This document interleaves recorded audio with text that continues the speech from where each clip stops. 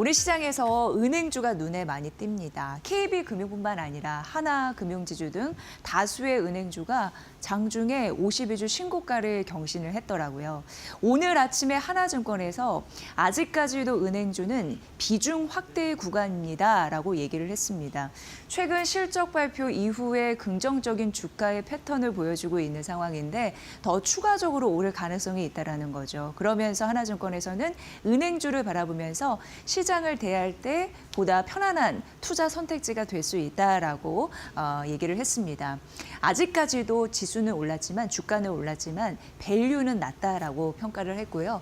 배당 매력 같은 경우에도 든든하게 받쳐주고 있기 때문에 하방 경직성이 좀 견고한, 그러니까 주가가 밑으로 더 떨어지지 않을 것 같은, 추가적으로 위로 올라갈 것 같은 그런 느낌이 든다라는 거고요. 그동안 저평가됐던 주가가 정상화 국면에 진입하고 있는 모습이 나오고, 물론 최근 주가 상승, 오늘도 52주 신고가가 다수 나왔으니까요. 은행주에서 상승하는 데 있어서 추가적으로 속도 조절이 나올 수는 있겠습니다만 중장기적으로 은행주는 우상향 패턴을 보일 것이라는 믿음, 이게 무엇보다도 강하다라고 표현을 했습니다. 일단 은행주 같은 경우에는 정책 모멘텀이 확실하게 잡아주는 대표적인 섹터가 아닐까 싶은데 저 PBR 종목 전략 이런 부분으로 공략을 하셨던 분들도 계시죠. 상법 개정안에 대한 그런 모멘텀이 있고, 그리고 원화 스테이블 코인 관련해서도 은행을 중심으로 컨소시엄 이런 부분이 구성이 될 것이기 때문에 아무래도 은행주가 스테이블 코인의 수혜가 될 가능성도 있고 이 수혜주 찾기도 발빠르게 이루어지고 있는 상황입니다. KB금융 목표가 20만 원 최선호주다라고 언급을 했는데요. 아무래도 KB은행 같은 경우에는 업종 내 리딩 뱅크로서 프리미어 부여 기대 이런 부분이 당연히 있겠죠. 오늘 52주 신고가 기록을 했고요. 하나금융지주도 신고가 오늘 갔습니다. 목표가 15만 7천 원이라고 얘기했고 저평가 매력이고요. KB금융과 하나금융지주를 딱 꼽아 얘기한 이유는 결정적으로 은행들이 그 자기 자본 비율 이익이 굉장히 중요하거든요. 왜냐하면 리스크가 강타했을 때 스스로 견딜 수 있는 자본의 힘이 중요한데 그게 KB금융과 하나금융지주는 최고 수준이다라고 얘기를 했습니다. 그리고 은행주는 우리뿐만 아니라 전 세계적으로 은행주가 주가의 흐름이 비슷하게 잘 가고 있는 흐름들이 나타나고 있는데 그럼에도 불구하고 우리나라 은행주 같은 경우에는 저평가 낮은 밸류라고 말씀드렸잖아요. PBR 1배 미만입니다. 지금 일본 같은 경우에도 저 PBR 개선 정책이 맞아떨어지면서 위로 올라갔습니다. PBR 1.6배 상회하고 있는 상황이고 대만 같은 경우에는 지정학적 리스크나 경제 수준이 좀 우리와 비슷하잖아요. 근데 그럼에도 불구하고 ROE 개선되면서 PBR 2배 이상입니다. 그런데 우리가 1배 밑, 1배 밑이다 보니까 확실히 이제 낮은 밸류다라고 얘기를 했죠. 그러니까 주가도 낮고 배당 매력, 정책에 따른 그런 모멘텀도 있다 보니까 더 위는 열려 있다라고 본 거고요. 은행주 비중 확대에 대한 이유, 그리고 오늘 고르게 오르고 있는 이유 여러분도 잘 보시면 될 것 같습니다. 그런데 이제 이 부분은 앞으로 우리가 AI 시대에 은행주뿐만 아니라 증권업 같은 경우에도 고려할 사항, 그래서 좀 담아봤습니다. 그리고 실제 뉴욕 시장에서 파장이 좀 있었거든요. AI 스타트 기업인데 알트루이스트의 혁신적인 그 AI 도구가 공개가 됐습니다. 뭐냐면 이번에는 세무 관련입니다. 혁신적으로 세무, 맞춤형 이런 부분에서 고객 자산 관리를 도울 수 있을 것 같은 그런 모델을 공개를 하자 자산 관리주가 줄줄이 떨어지는 흐름들이 있었는데 특히나 대형 투자은행이나 중소형 증권사들이 줄줄이 떨어지는 흐름들이 있었거든요. 그러니까 AI로 급여 명세서, 뭐 계좌 내용, 각종 문서를 잘 분석을 해서 세금 전략을 자동으로 또 설계해주는 그런 맞춤형 세무 비서다라고 보시면 될 것 같습니다. 그런데 고액 자산가들은 절세를 또 굉장히 중요하게 여기잖아요. 세무 관련해서.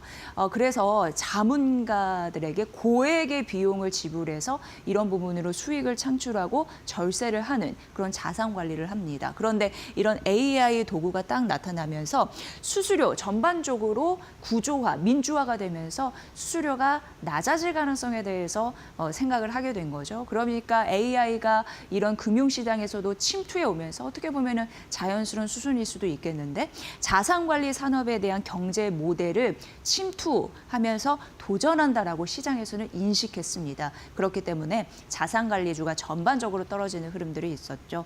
그런데 최근에 이러한 흐름들이 소프트웨어 업종이 AI가 침투하면서 공포감에 휩싸인 약간 매도 분위기가 좀 유사한 패턴이다라고도 분석이 되더라고요. 물론 이러한 부분을 보면서 너무 과잉 매도다라는 반응도 일부 있었습니다.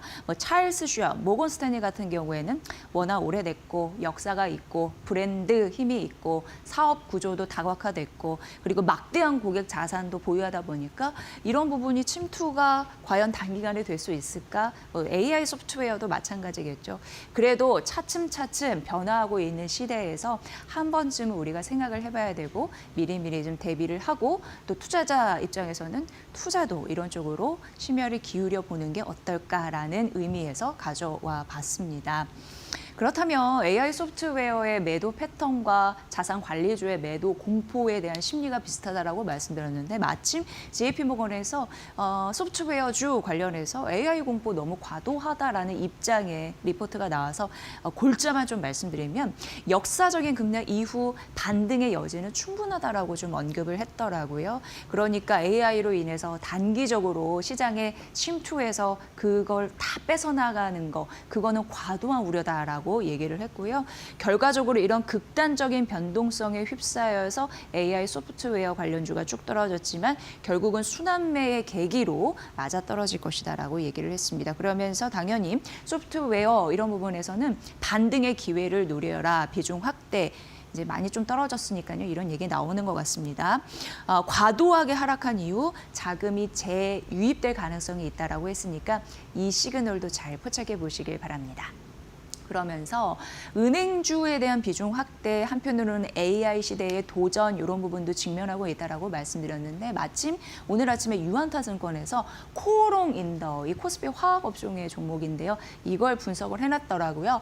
목표 주가를 7만 원에서 8만 3천 원으로 올려 잡으면서 여기를 왜 올려 잡았냐면 금융자산에 대한 불어나는 그 금액에 대한 가치 평가가 다시 될 것이다라는 의미였고요. 오늘 은행주 이런 부분이 신고가 많이 갔기 때문에 그 가치가 오르면서 기업이 오를 수 있는 괜찮은 그런 느낌이 들어서 가져와 봤습니다.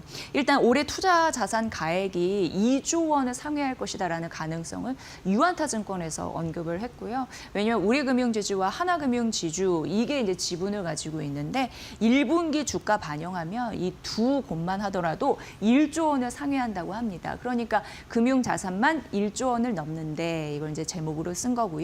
앞으로 교환사채 활용 등 여러 가지 고이자, 순차입금 이런 부분을 축소를 한다면 기업 가치도 재평가받을 가능성이 있다라고 언급을 했더라고요. 이런 금융자산 가치에 대한 가치 증대 평가액 부분만 아니라 올해 실적도 순항할 것이란 전망이 나왔습니다. 왜냐하면 지금 실적 시즌이기 때문에 이런 부분 관심 있으시죠? 올해 영업이익이 1,945억 원으로 예상이 되면서 작년 구조조정 여파가 있었는데 그 이후에 한 70% 가깝게 성장할 가능성이 있다고 합니다. 앞으로 은행주 이런 부분도 눈여겨보시면서 이를 지분으로 가지고 있는 그런 종목들의 흐름들도 같이 올라갈 수 있을까 관전 포인트로 함께 살펴보면 좋을 것 같다라는 의미에서 말씀드렸으니까 그 부분도 참고해 보시면 될 것 같습니다.